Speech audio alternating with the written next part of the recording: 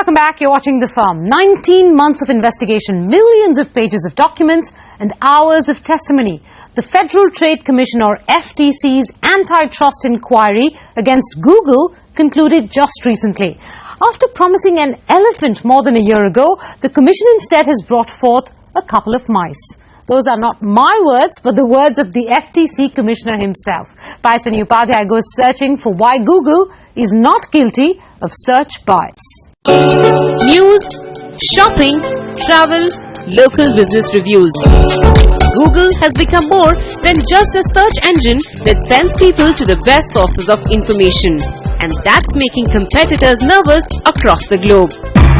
For instance, Yelp CEO Jeremy Stoppelman testified in the United States that Google forces review websites to provide their content for free to benefit its own competing product, not consumers.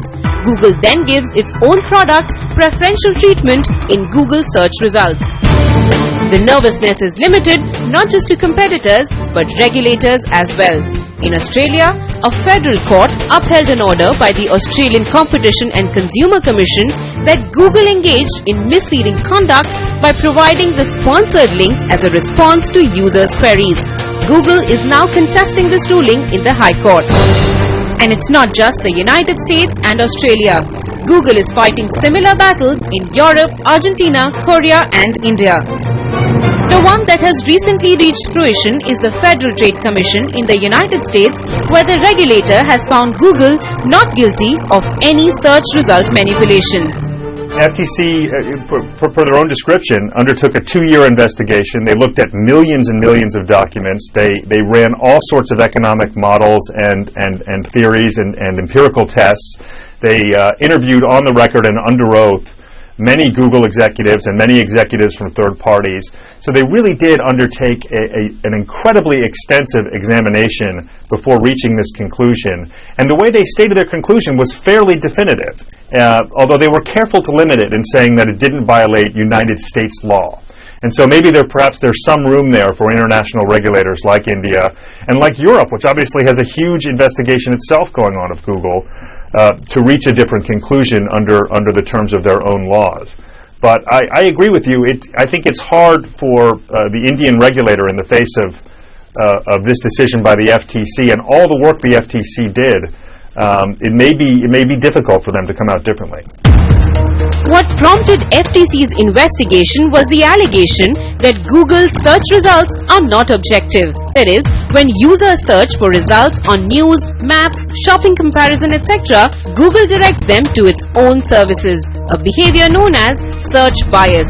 For instance, if one enters mobile applications in Google search, the first result on the screen is apps on Google Play.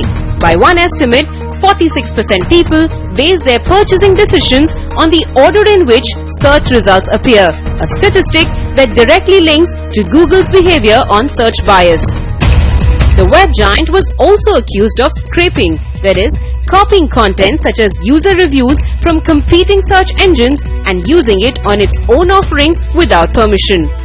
The consumer needs to know whether an answer to a question is a good objective answer or whether it's biased by Google's own interests, either by having money paid to it by an advertiser or what this was more about, where Google has its own vested interests at stake and gives an advantage to its own affiliated companies.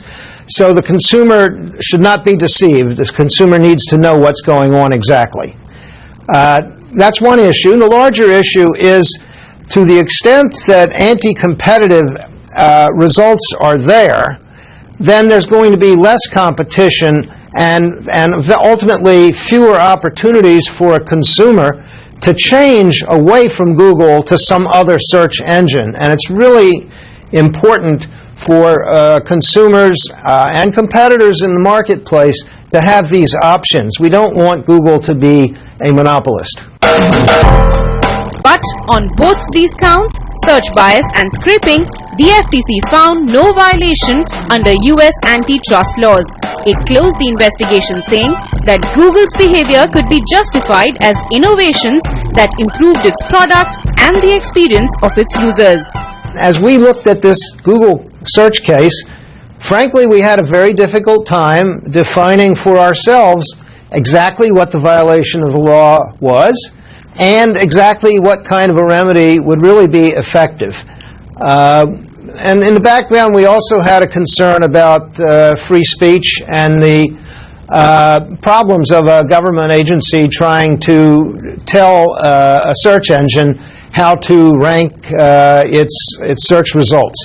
So we were a little bit sympathetic to the FTC, frankly, and while I don't know the ins and outs of their investigation, we came to the conclusion that it's a strong agency, it's been doing good work, and they had all the benefits of subpoenas and talking to everybody in the industry and talking with the Europeans and others conducting investigations.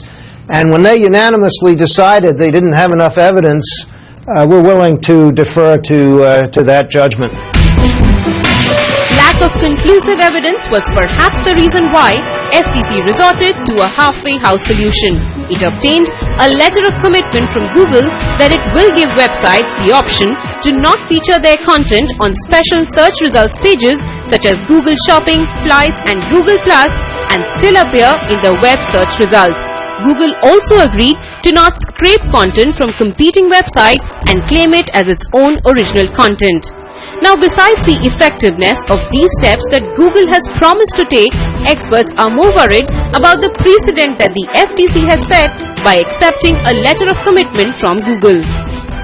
It's the first time in a very long time. I'm not able to say that it's the only time it's ever been done, but I think the last time it was done was many years ago, even decades ago, and the FTC formally moved away from that process of accepting these sort of informal commitments and informal settlements. It still will do so in very limited circumstances where somebody comes to FTC or early on in a joint venture or where they're just beginning a certain behavior and FTC says, hey, stop doing that. Rather than bring a suit, that person will say, yes, we won't do that anymore. But this is a very different situation than that. This is the end of a 2-year investigation. It's highly unusual for FTC to close its investigation, and perhaps unprecedented for FTC to close its investigation on the basis of these commitments. In this case with the letter, there's nothing that prevents the FTC from reopening its investigation, from broadening its investigation, from making further inquiries if it receives complaints from firms that either Google is not honoring the letter or that Google is maybe engaged in some other conduct that raises concerns under the antitrust laws. So the letter, at the same time, allows the FTC to have some confidence that Google is going to behave in a particular way as described in the letter, and being a repeat player, unfortunately, with the antitrust agencies, Google has every reason to abide by its undertakings. And secondly, it leaves the FTC with all of the flexibility that it had before it initiated this investigation. I think there is some truth to what's being said there, that it is procedurally a bit more difficult to amend a consent order. But is that sort of the intention here of the FTC's action in only accepting a commitment to leave it that kind of flexibility? I highly doubt that. I really think what's happening here is that the FTC didn't have a basis to bring a case, but felt that it might be politically difficult for the FTC to come away with nothing after 2 years of this investigation, and so it brought forth these two mice, as Commissioner Rush called them. And the larger concern there is that by closing the investigation with a letter of commitment, the FTC may have set a precedent that will lead more and more parties to push for such a settlement. And the decision to close the investigation with regards to Google's search-related practices was a unanimous one, with all the 5 FTC commissioners agreeing to it. The Commission's outside counsel justified the decision, saying that the FTC's mission is to protect competition, not individual competitors. But India's competition regulator would be closely watching the outcome in Europe, where the regulator has indicated it will come out with formal and binding commitments. In Mumbai, Paiswani Upadhyay.